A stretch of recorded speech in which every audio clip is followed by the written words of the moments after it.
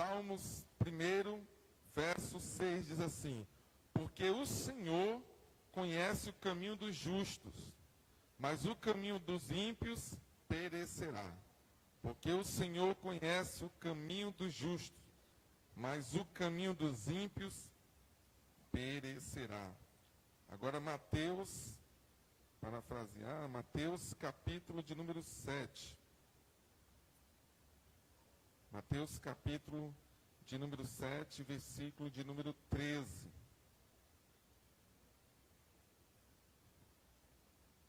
(13, 14) e versículo 21 ao 23.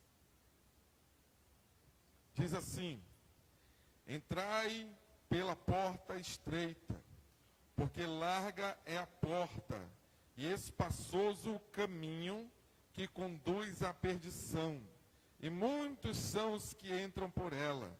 E porque estreita é a porta, e apertado o caminho que leva à vida, e poucos há que a encontrem. Versículo de número 21. Nem tudo que me diz, Senhor, Senhor, entrará no reino dos céus, mas aquele que faz a vontade de meu Pai, que está nos céus. Muitos me dirão naquele dia: Senhor, Senhor, não profetizamos nós em teu nome, e em teu nome não expulsamos demônios, e em teu nome não fizemos muitas maravilhas? E então lhes direi abertamente: nunca vos conheci, apartai-vos de mim, vós que praticais a iniquidade. Diga comigo: o caminho aprovado por Deus. Mais uma vez, o caminho aprovado por Deus. Quando nós abrimos a nossa Bíblia, a palavra de Deus, e nós relacionamos a questão do caminho, que caminho é este aprovado por Deus? É o caminho da serenidade, é o caminho da gratidão, é o caminho onde nós buscamos e escolhemos servir ao Senhor. É o caminho da retidão, é o caminho da fé, é o caminho da confiança. A Bíblia, ela relata em Mateus capítulo 7, sobre dois caminhos. O caminho onde a Bíblia diz que a porta é estreita, outra a porta é larga. Quando nós estudamos sobre este conteúdo, sobre a palavra caminho na Bíblia, nós vamos encontrar vários textos. E estes textos, eles vão trazer referência sobre o caminho que Deus se agrada e o caminho que não agrada o coração de Deus. E como eu faço para viver o caminho que agrada o coração de Deus? E como é e quando é que eu estou vivendo o caminho que desagrada o Senhor? Primeiro eu vou falar do caminho que não agrada a Deus. É o caminho espaçoso, é o caminho que a Bíblia diz aqui, que largo é o caminho e muitos vão por ele, muitos entram por ele. É a porta larga, é o caminho largo, que muita gente vai por ele. E eu coloquei aqui 3 situações. A primeira situação é este caminho espaçoso, este caminho largo. Nós estamos nele quando nós não temos esforço nenhum para renunciar às coisas desta terra, às situações desta terra. Abra a Bíblia comigo, em primeira carta de Paulo aos Coríntios, capítulo de número 6, versículo de número 9, que diz assim, a Bíblia, 1 Coríntios, capítulo 6, versículo 9, diz assim: não sabeis que os injustos não herdarão o reino de Deus? Não erreis, nem os devassos, nem os idólatras, nem os adúlteros, nem os efeminados, nem os sodomitas, nem os ladrões, nem os avarentos, nem os bêbados, nem os maldizentes, nem os roubadores herdarão o reino de Deus. Versículo 12. Todas as coisas me são lícitas, mas nem todas as coisas me convêm. Todas as coisas me são lícitas, mas eu não me deixarei dominar por nenhuma delas. Paulo está dizendo que todas as coisas me são lícitas, ou seja, eu posso fazer aquilo que eu quiser, aquilo que me der na teia, mas nem todas me convém fazer. Por quê? Porque existe uma palavra fundamental para que eu não entre pelo caminho largo, pela porta espaçosa, que é a palavra renúncia.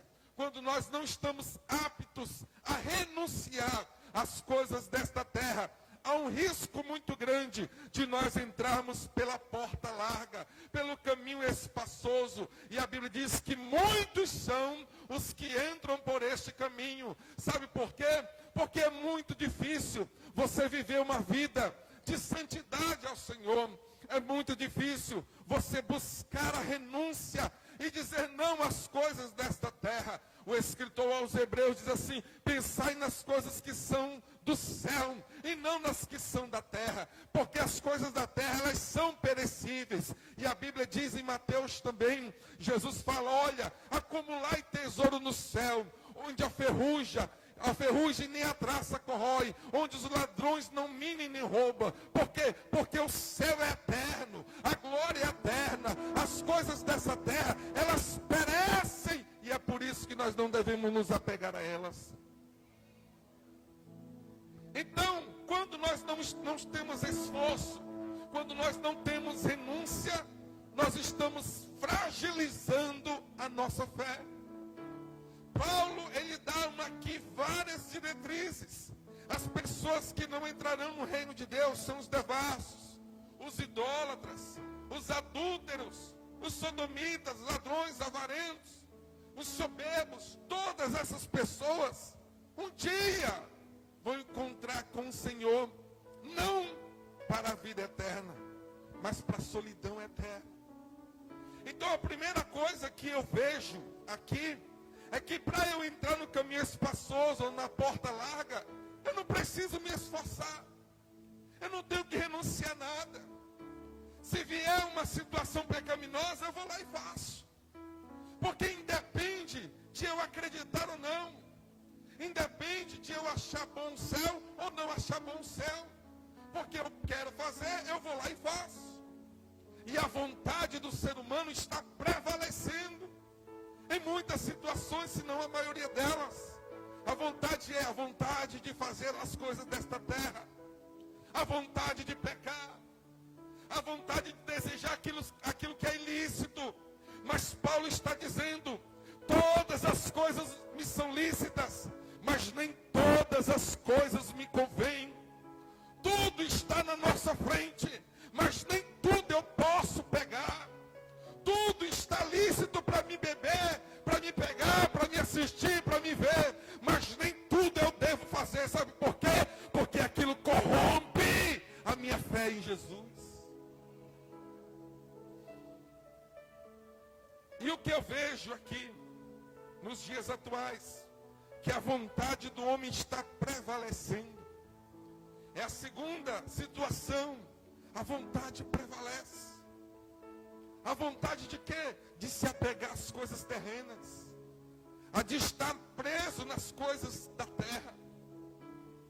Quando eu aceitei a fé em Jesus, falava-se: Jesus está voltando. Eu tomara. Maranata.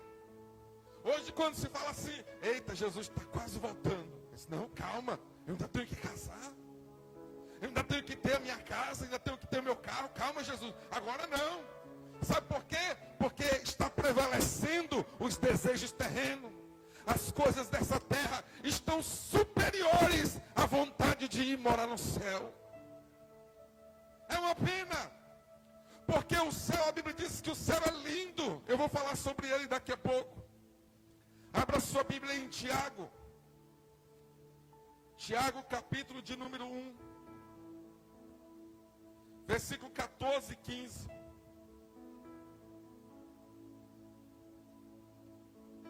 Mas cada um é tentado, quando atraído e engoldado pela sua própria concupiscência. Depois, havendo a concupiscência concebido, dá à luz o pecado. E o pecado, sendo consumado, gera a morte. Tiago está dando uma instrução fundamental para nós vivermos uma vida de santidade ao Senhor. Ele está dizendo, olha, cada um é tentado. Todos nós somos tentados ao pecado, às coisas terrenas, todos nós. Quem aqui não é tentado é porque tem alguma coisa errada. Porque a Bíblia diz que cada um é tentado. E quando é tentado, quando ele é tentado e for atraído à tentação, é engoldado pela sua própria concupiscência.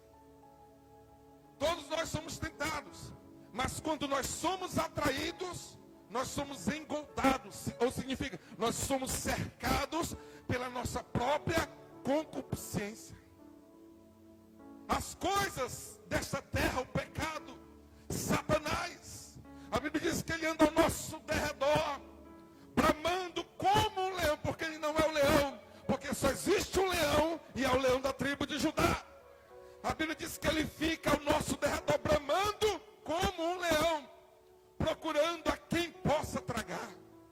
Eis aí o momento em que Satanás consegue tragar a pessoa, quando ele é atraído pela sua própria concupiscência, quando ele é engoldado, quando ele é cercado pela tentação que lhe veio. E a Bíblia diz o quê? Depois, havendo concupiscência, concebido, dá à luz o pecado. E o pecado gera a morte. Então esse é o caminho perverso.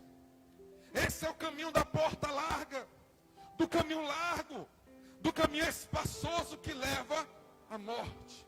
E a morte é a morte eterna.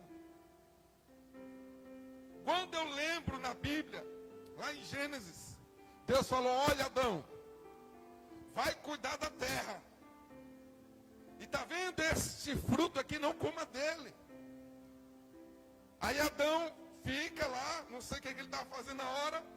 Talvez ele estava engoldado com as coisas da terra, essa é a realidade. Talvez ele estava tão engoldado com as coisas da terra que não vigiou o jardim. Aí a Bíblia diz que Eva foi lá e foi tentada à vista. E quando ela é tentada à vista, vai lá Satanás, como um leão, procurando a quem tragar. Talvez já tinha tentado Adão e não conseguiu, mas ele achou a fragilidade em Eva. E possivelmente ela olha e deseja, porque parecia boa aos seus olhos. E a Bíblia diz que Satanás fala, olha, não é boa, essa fruta é bonita. Come ela, que tu vai ser igual a Deus. E a Bíblia diz que Eva vai lá e come, porque parecia boa aos seus olhos. E quando ela toma essa decisão, prevaleceu o quê? A vontade dela e não a vontade de Deus. Quando nós atrelamos a nossa vontade superior à vontade de Deus, nós seremos engoldados com as coisas dessa terra. E nós devemos ter cuidado, por quê? Porque as coisas dessa terra, elas nos levam rapidamente à fragilidade espiritual. E nós vamos perecendo muitas das vezes, sem nem perceber. Quando nós olhamos, já estamos no fundo do poço. Eu vejo também outros exemplos do jovem rico. A Bíblia diz que havia um jovem rico que chega para Jesus. Jesus, o que eu faço para ter a vida eterna? A Bíblia diz que ele era rico, possuía muitos bens. Jesus fala assim, ó, é o seguinte, vai, vende tudo que tu tens, reparte aos pobres, depois me segue. E ele já tinha perguntado, segue o mandamento? Não, eu sigo, eu sou religioso. Eu sigo todos os mandamentos na letra. Ou seja, não, eu vou para a igreja todo domingo. Eu sento lá na cadeira. Mas o coração dele estava longe de Deus. Estava longe do Senhor. Porque não adianta eu vir à igreja no domingo à noite e passar o restante da semana toda longe do Senhor. Isto é uma frustração espiritual para mim mesmo. Aí Jesus fala, não, então vende tudo que tu tens, reparte aos pobres e me segue. A Bíblia diz que ele saiu cabisbaixo, triste, porque mais importava para ele a riqueza que ele tinha na terra. Outra escolha, Judas Iscariotes. Para que um exemplo maior do que esse? Andava com Jesus, viu Jesus fazendo milagre, dando vista aos cegos, fazendo o coxo andar. Mas nem por isso tudo, Judas renunciou o pecado. A Bíblia diz que ele trocou Jesus por 30 moedas de prata, por um valor simbólico. E a Bíblia diz que com um beijo ele traz Jesus. Amargamente, a Bíblia diz que ele vai amargamente e se mata. Eu postei um vídeo um dia desse, dando 2 exemplos. O primeiro, Judas Iscariotes, traiu Jesus, foi lá e se matou. Pedro negou Jesus por 3 vezes, mas se arrependeu. O que mata o homem não é o pecado que ele cometeu. O que mata o homem é a falta de arrependimento daquele pecado que foi cometido. Então nós temos exemplos e vários exemplos.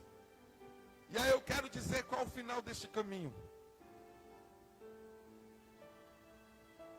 Vamos lá para Apocalipse.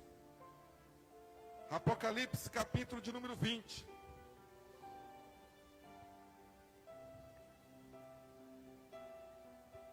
Apocalipse, capítulo de número 20. Versículo de número 10 diz assim: e o diabo que os enganava foi lançado no lago de fogo e enxofre, onde está a besta e o falso profeta, de dia e de noite serão atormentados para todo o sempre. Versículo 11: e vi um grande trono branco, e o que estava assentado sobre ele, de cuja presença fugiu a terra e o céu, e se não achou lugar para eles. E vi os mortos, grandes e pequenos, que estavam diante do trono, e abriram-se os livros, e abriu-se o outro livro, que é o da vida, e os mortos foram julgados pelas coisas que estavam escritas no livro, segundo as suas obras. E deu o mar os mortos que nele havia, e a morte e o inferno deram os mortos que nele havia, e foram julgados cada um segundo as suas obras. E a morte e o inferno foram lançados no lago de fogo. Esta é a segunda morte. E aquele que não foi achado escrito no livro da vida foi lançado no lago de fogo. Este é o fim deste caminho. O caminho é espaçoso, a porta larga, o caminho que leva à perdição. O final dele é o inferno, o lago de fogo e de enxofre. Mas quem vai para este caminho, pastor? Eu vou contar uma história resumida para você. Todo aquele que morreu sem Deus, desde o tempo de Adão, desde o tempo de Caim, até o último homem que morrer sem salvação, antes do milênio, depois da grande tribulação, antes do milênio, todos estes, escute só, todos estes ressurgirão neste grande e terrível dia, o dia do juízo final. A Bíblia diz que o mar dará os seus mortos, todos os que estão mortos sem salvação ressurgirão neste dia, neste grande e terrível dia. A Bíblia diz que será tantos os números que nem como a areia da praia se contará a eles. Será terrível, será um dia terrível, o dia mais terrível da terra, porque do jeito que tiver vai ressuscitar. E como se dará isso, pastor? A Bíblia diz que se abrirá o livro e todos serão sentenciados para a morte. Escute só, no juízo final, neste juízo final, Não haverá uma repartição, como muitos pensam aí. Depois eu vou explicar para você. Não haverá uma divisão, como muitos ensinam. O juízo final se dará somente para a condenação. A Bíblia diz aqui, olha, todos foram julgados segundo as suas obras. Todos quem? Que estão no juízo final. Todos que morreram de Caim, até o último homem que morreu sem salvação, se contará a sua história. Por que tu está indo para o inferno? Tu está indo para o inferno por quê? Porque tu aceitou Jesus com 12 anos. Mas com 18 tu se desviou da casa do Senhor, dos caminhos do Senhor. E nunca mais voltou. Morreu de um tiro, de uma bala perdida. O seu nome não está escrito no livro da vida. Apartai-vos de mim para o tormento eterno. Você nasceu no ano tal, no dia tal, no mês tal, na cidade de tal estado e tal país. As pessoas vinham pregando o evangelho para você, e você não queria nem saber da palavra. O teu nome não está escrito no livro da vida. Apartai-vos de mim para o tormento eterno. E assim se dará todos os julgamentos. Será a sentença final de todos aqueles que não forem encontrados com nome no livro da vida. Então este é o caminho que leva à perdição. Esta é a porta larga. Este é o caminho espaçoso que Jesus está falando. Mas vamos lá. Para encerrar sobre este caminho. Versículo de número 8 do capítulo 21 de Apocalipse. Mas quanto aos tímidos, aos incrédulos, aos abomináveis, aos homicidas, aos fornicadores, e aos feiticeiros, e aos idólatras, e a todos os mentirosos, a sua parte será no lago que arde com fogo e enxofre, e o que é a segunda morte. Você entendeu? O caminho espaçoso é este. Ele leva para o tormento eterno. Vamos para o outro caminho. Jesus também fala do caminho estreito, da porta estreita. E poucos são os que andam por este caminho. Sabe por quê? Porque é o caminho mais difícil. É muito mais fácil eu agora, neste momento, estar com meus amigos em algum bar da Villeroy, deitado, sentado lá, enchendo a cara de cachaça, de cerveja, me embriagando e contando história, falando da vitória da Argentina, falando disso e daquilo, enchendo a cara, me embriagando. É muito mais fácil eu estar lá do que passar 1h30 sentado, ouvindo o pastor careca falando do céu e do inferno.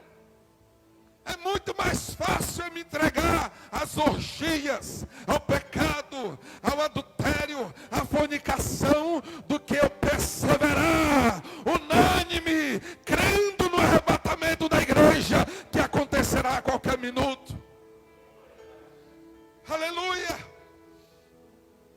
Mas estreito é o caminho, e poucos são os que entram por ele. E ao contrário dos outros três, eu vou falar do esforço. A Bíblia diz que o céu é tomado por esforço. A salvação é pela graça, mas ela não é de graça. A salvação quer renúncia. Abra sua Bíblia, Mateus capítulo de número 16. Aleluia. Eu estou cheio, irmão. Vocês irmãos aí. Capítulo 16 de Mateus, versículo de número 24. Diz assim a palavra do Senhor. 16:24 de Mateus. Então disse Jesus aos seus discípulos: Se alguém quiser vir após mim, renuncie-se a si mesmo, tome sobre si a sua cruz e me siga. Porque aquele que quiser salvar a sua própria vida, perdê-la. E quem perder a sua vida, por amor de mim, achá-la. Pois que aproveita o homem ganhar o mundo inteiro e perder a sua alma? Ou que dará o homem recompensa da sua alma? Porque o Filho do Homem virá na glória de seu Pai, aleluia, com seus anjos, e então dará a cada um segundo as suas obras. Em verdade vos digo que há alguns que aqui, do que aqui estão, que não provarão a morte, até que venha vir o Filho do Homem no seu reino. Aleluia! Jesus está dizendo: aquele que quiser vir após mim, renuncie-se a si mesmo, tome cada um a sua cruz e me siga. Renúncia. Eu lembro muito bem quando aceitei a fé em Jesus em 2002. A renúncia que eu tive que fazer para seguir o caminho. Renunciar ao álcool, renunciar às drogas, renunciar às festas, renunciar às amizades de anos e anos, para perseverar no caminho. Quantas coisas eu renunciei para me fortalecer no Senhor, aleluia. Quantas coisas eu deixei de participar, porque eu sabia que se eu fosse, eu ia ser corrompido. Quantas festas de aniversário de parentes eu deixei de ir para ficar sozinho em casa, ou então estar dentro da igreja, para que eu me fortalecesse no Senhor. Hoje eu percebo que foi a melhor decisão que eu tomei na minha vida, foi de perseverar, e estar perseverando até o arrebatamento da igreja. Aleluia! Aquele que quiser vir após mim, renuncie a si mesmo, tome a sua cruz e me siga. A cruz, quando Jesus fala aqui, é aquela cruz pesada, aquele madeiro pesado.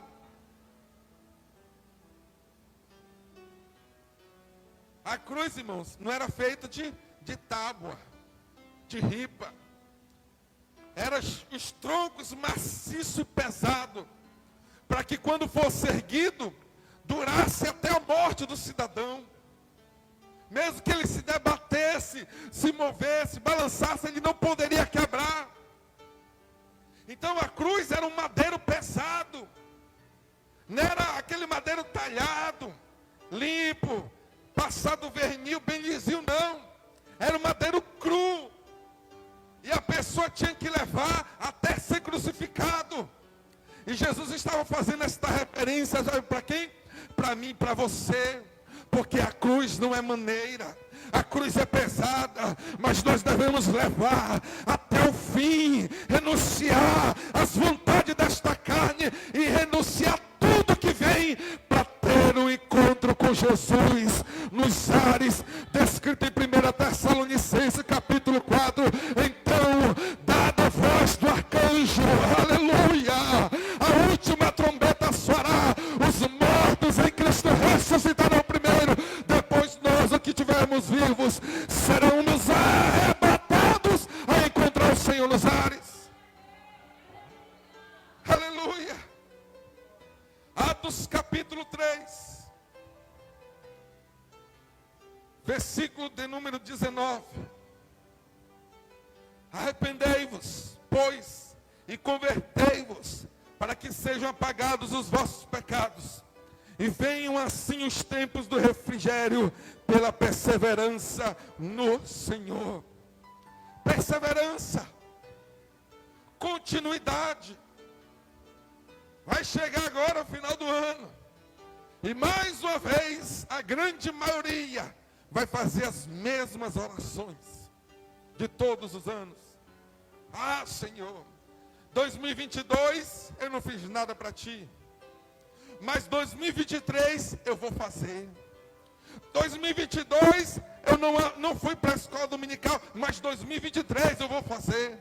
2022 eu comecei a ler a Bíblia toda, mas quando chegou em Gênesis capítulo 15 eu parei. Mas 2023 eu vou ler todinha, Senhor. Mais uma vez chegará as promessas não cumpridas na vida de muita gente. E aí eu tenho que esperar o 1º de janeiro para começar. É que nem malhar, né?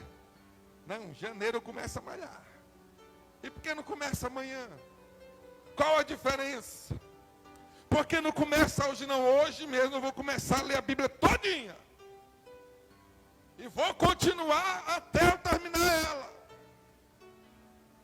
A diferença está na perseverança, está na continuidade, está na constância. E por segundo, a vontade de Deus tem que prevalecer sobre a minha vontade.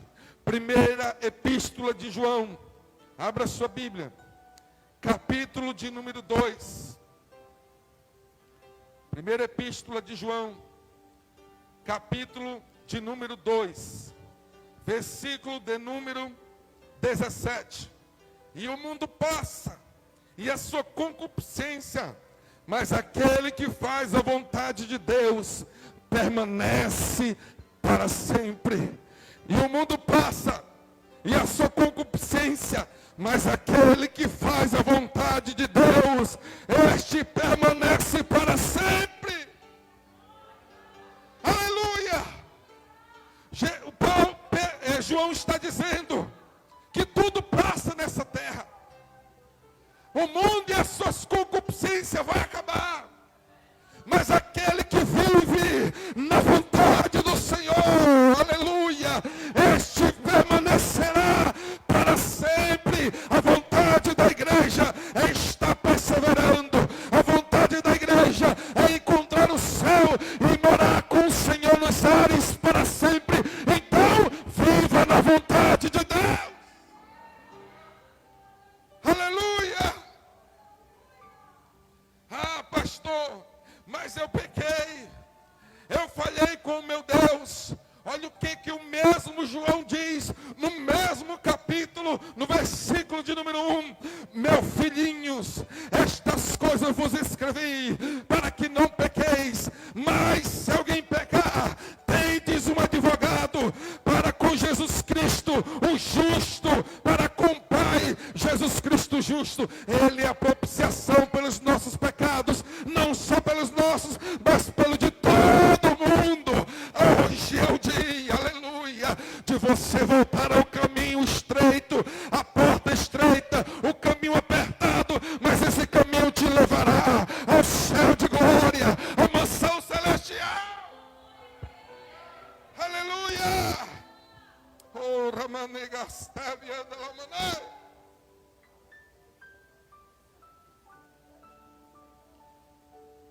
Pastor, e qual o final deste caminho? Agora escute só. Desde o tempo de Adão até a ressurreição de Jesus na cruz do Calvário, a Bíblia diz que quando Jesus ressuscita ao terceiro dia, todos os santos de Adão até a ressurreição de Jesus, todos que morreram com Deus, ressuscitam naquele dia, naquele momento, e vão com Jesus ressuscitado. Jesus morre ao terceiro dia e ressuscita. Inicia-se o tempo da graça na morte de Jesus. Todos que morreram, desde a morte de Jesus até o arrebatamento da igreja. Abra sua Bíblia aí. 1 Tessalonicenses, capítulo de número 4. Aleluia. Versículo de número 13. Diz assim: não quero, porém, irmãos, que sejais ignorantes acerca dos que dormem, para que não entristeçai como os demais que não têm esperança. Quem é que não tem esperança, irmão? O mundo não tem esperança. O mundo vive procurando a riqueza terrena, uma paz inexistente e momentânea. Mas a nossa esperança está no Senhor, que fez os céus e a terra. Porque se cremos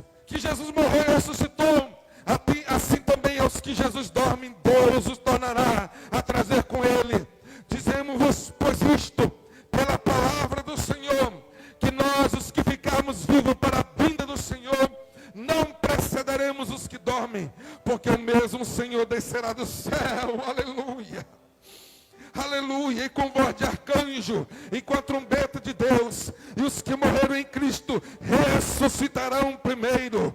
Depois nós, os que estivermos vivos, seremos arrebatados juntamente com Ele nas nuvens, a encontrar o Senhor nos ares, e assim estaremos para sempre com o Senhor. Consolai-vos uns aos outros com estas palavras. Todos que morreram da ressurreição de Jesus até o arrebatamento ressuscitarão a encontrar o Senhor nos ares. Se dará assim, Jesus está à direita de Deus intercedendo por nós, dada a voz do comando. A Bíblia diz que Jesus descerá até as nuvens. Ninguém vai ver Jesus até aí. Jesus descerá nas nuvens, os mortos ressuscitarão primeiro, depois nós seremos arrebatados a encontrar o Senhor nos ares, e ali estaremos nunca mais, irmãos, nós sairemos da presença de Jesus. Nunca mais. Jesus estará conosco, nós veremos Ele como Ele é. Aí a Bíblia diz que, dado o arrebatamento da igreja, nós subiremos ao céu. No céu se contará 7 anos. 7 anos na contagem humana, bodas do Cordeiro, tribunal de Cristo, que não é o juízo final. O tribunal de Cristo é para os salvos. Cada um será aprovado em suas obras. Que obras? A obra de Deus. E cada um receberá galardão segundo as suas obras. O tribunal de Cristo é para os salvos. Escute só.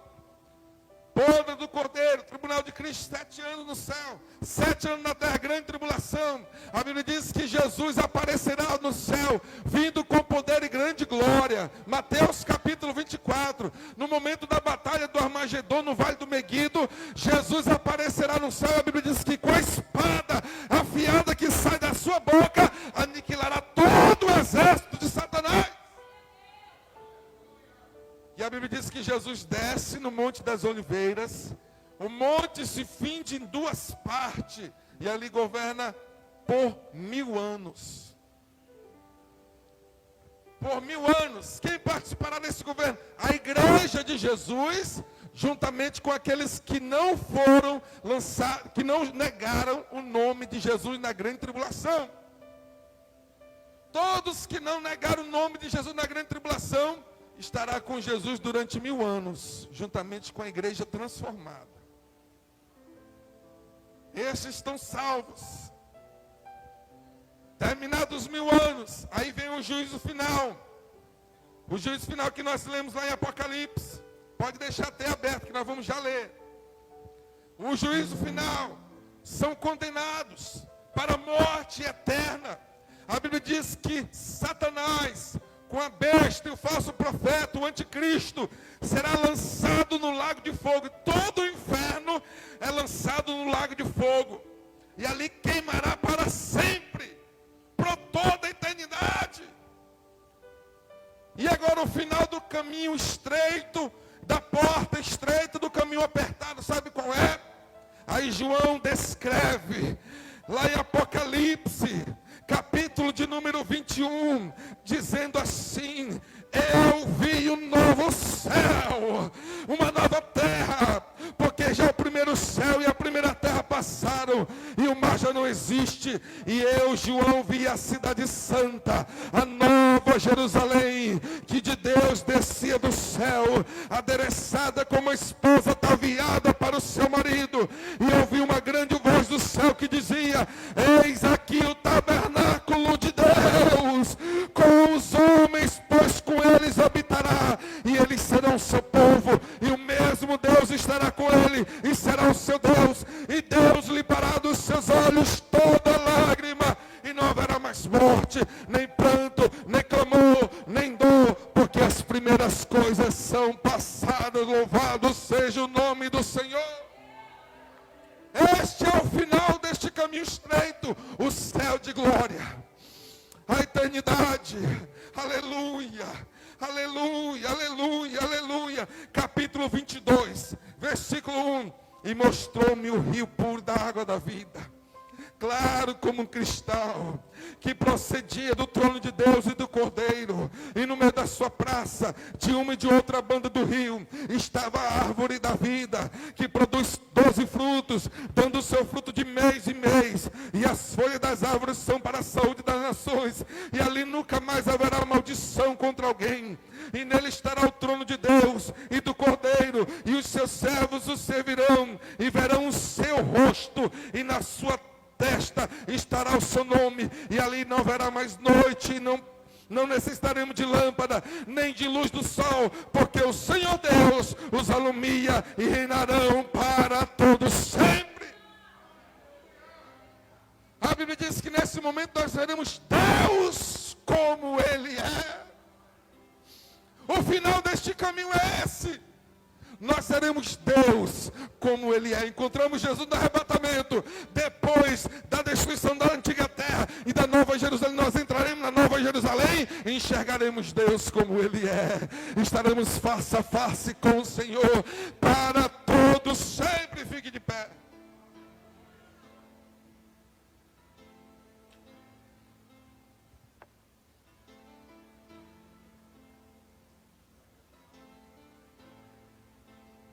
Aleluia. Eu quero que você feche seus olhos agora. Que você faça uma introspectiva no seu coração. E eu te pergunto, qual o caminho que tu está andando? Qual o caminho que tu está trilhando? Qual o caminho que tu está andando, está percorrendo nessa terra? É o caminho espaçoso, onde pode tudo. Tudo que eu quiser eu faço. Do jeito que eu quiser andar, eu ando. Ninguém se importa, ninguém está nem aí para isso. Ninguém tem que se incomodar com a minha vida. Eu faço o que eu quero, do jeito que eu quero, na hora que eu quero. E esse é o caminho largo. E o final desse caminho tu já sabe. O final desse caminho tu já entendeu. Agora o caminho apertado, estreito, que às vezes você fica com vontade de fazer alguma coisa, mas não faz. Porque você sabe que quem tem que prevalecer é a vontade de Deus na tua vida. Esse caminho da renúncia, de não fazer as coisas escondidas, esse caminho é que levará ao encontro de Deus.